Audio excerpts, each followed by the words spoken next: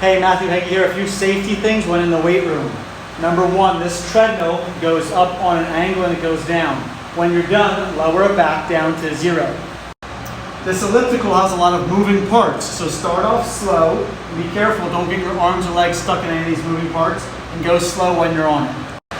When somebody's lifting weights, stand behind them and spot them. I see students stand on the side and this bar is being lifted. Sometimes people almost get hit in the face. Be aware of your surroundings and be careful of other people in the area. Some machines need to be adjusted and the levers need to be pulled to adjust the weights.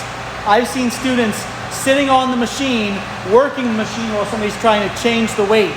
Do not change the weight while somebody's working on the machine. Your fingers will get pinched and chopped off, just as this picture shows right there. Obviously, a big one you've heard from all the teachers, no horseplay, no fooling around, no goofing off. It's very common, people like to load up as much weight as possible on a machine to show everybody how strong they are. Start off with light weight and then work your way up. If you can lift heavy weight, I often see athletes come in here and load the weight on. Do a warm-up set, do a second warm-up set, work your way up to that weight. Don't just throw on 225 pounds without being warmed up. And if you are going to do that heavy weight, make sure your area is clear, make sure you've done a warm-up, and make sure you have a spotter. And when in doubt, ask for help.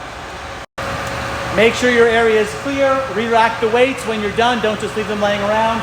Sometimes people leave the weights on the ground and they don't put them back. Make sure you re-rack your weights. This is just annoying and a big no-no.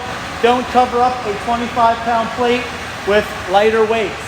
The light weights stay with the light weights, and the heavy weights stay with the heavy weights. Generally, the heavy weights go on the bottom because they're heavier to lift. So here you see the 45s and 25s and 10s are all together. They're not overlapping each other. This is an example of a weight rack that's put back together nicely because all of the weights are together. Here's another example of a weight rack with all of the weights properly put back together.